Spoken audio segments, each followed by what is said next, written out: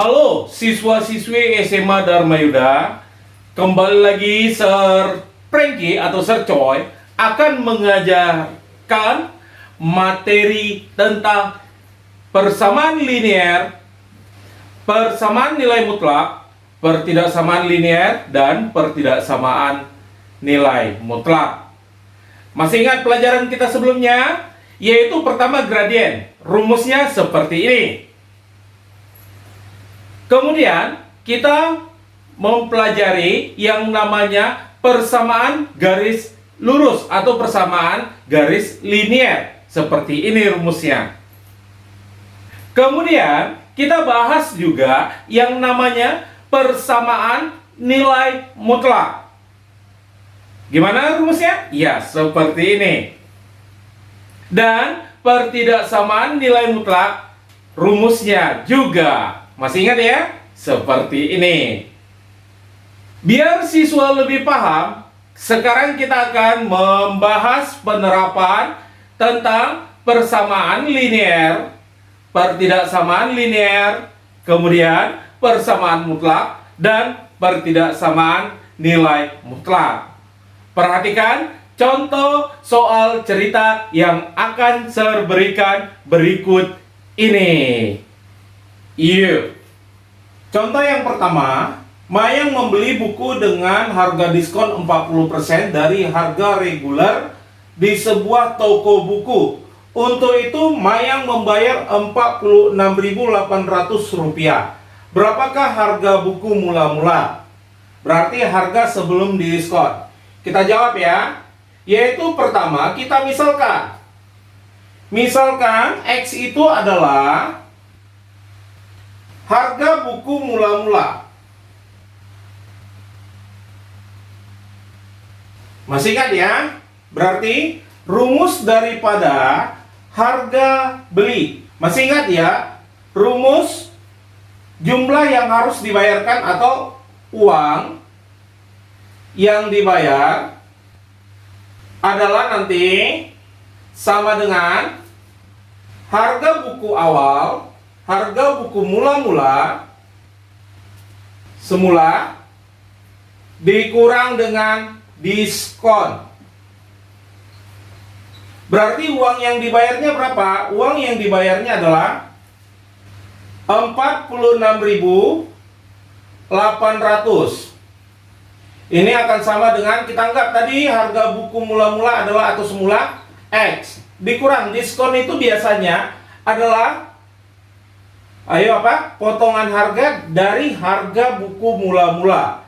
Berarti ini nanti 40% dikali dengan harga buku mula-mula yaitu X. Berarti nanti rupiahnya simpan dulu. Ini berarti X kurang 0,4X. Berarti nanti hasilnya adalah ini 0,6X sama dengan di sini adalah 46.800. Berarti X-nya berapa? Yaitu 46.800 dibagi dengan 0,6. Jadi nanti diperolehlah berapa? X-nya harga buku mula-mula. Jadi harga buku mula-mula yaitu diperolehlah Rp78.000. Berarti nanti harga buku awal atau mula-mula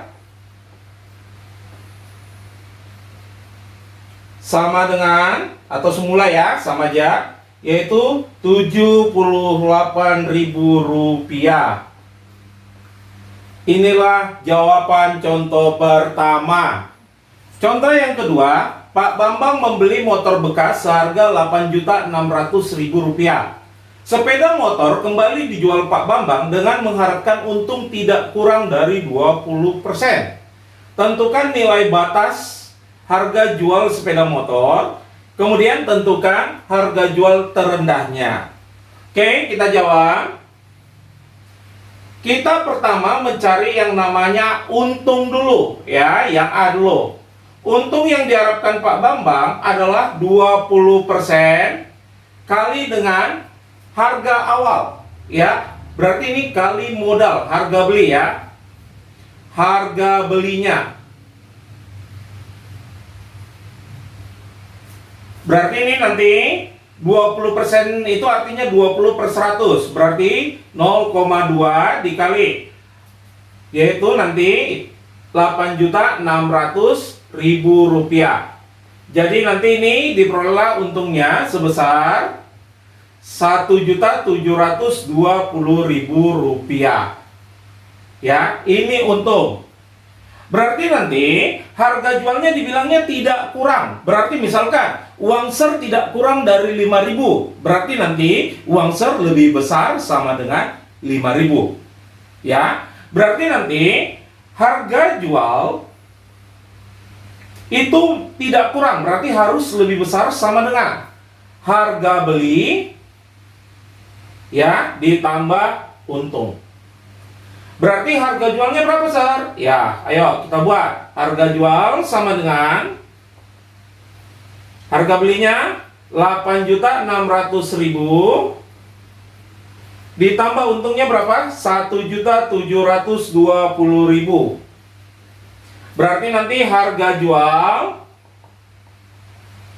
lebih besar sama dengan berapa? Ayo kita jumlahkan, ini jadi 10.320.000 ya. Yang B, harga jual terendah ya tentu aja ini seperti yang tadi Sir bilang, uang Sir tidak kurang dari 5.000 contohnya. Berarti uang Sir paling rendah berapa? 5.000. Bisa lebih? Bisa. Ya, berarti ini harga terendahnya berapa? Yaitu ingat, harga jualnya adalah lebih besar sama dengan 10.320.000. Berarti harga jual terendahnya adalah 10.320.000 rupiah. Inilah jawaban contoh kedua. Contoh yang ketiga, jarak dari Pekanbaru ke Padang sejauh 450 km.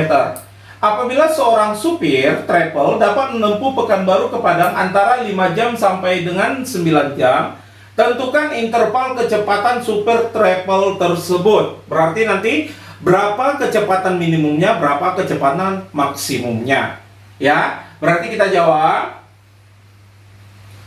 Kita anggap misalkan kecepatan supir ya, supir travel itu kita anggap X. Bisa ya? Berarti kita lihat dulu kecepatannya. Masih ingat rumus kecepatan kan? Jika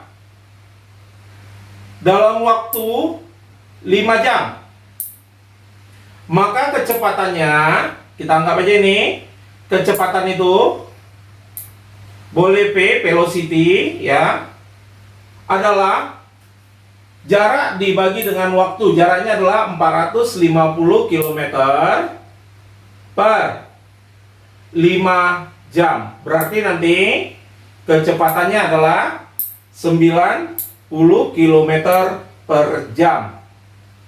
Bisa ya? Yang kedua, jika dalam waktu 9 jam, maka kecepatan super travel itu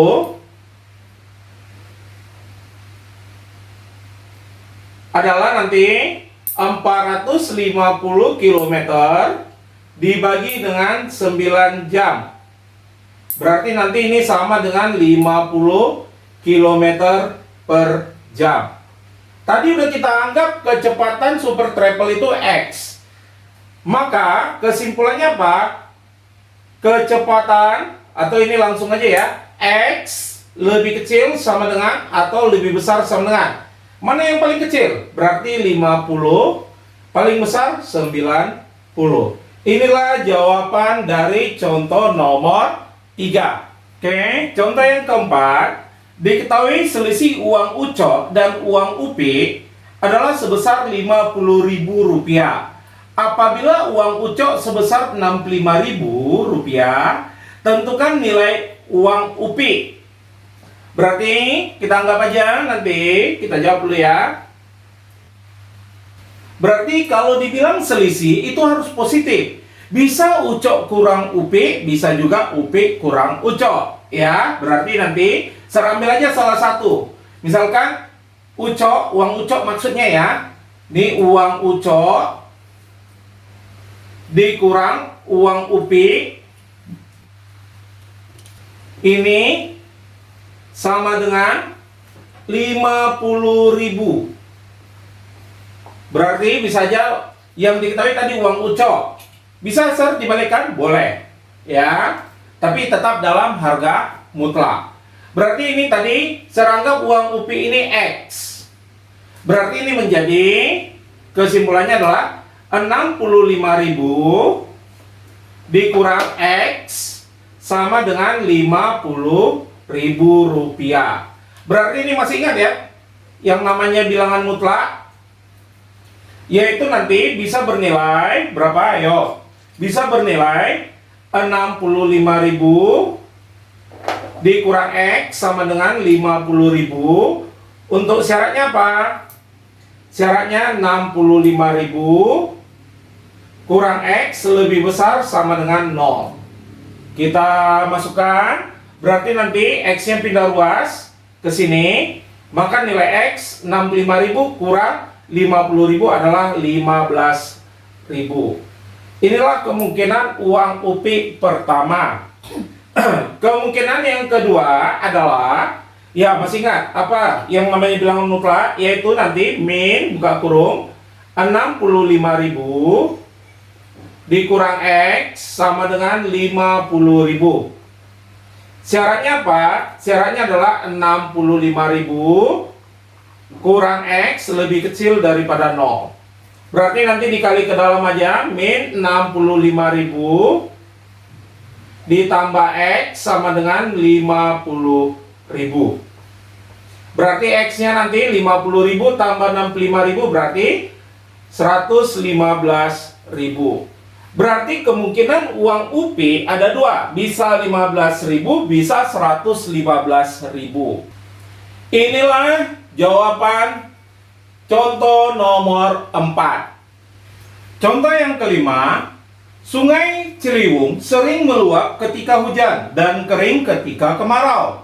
Debit air Sungai Ciliwung 126 meter kubik per detik.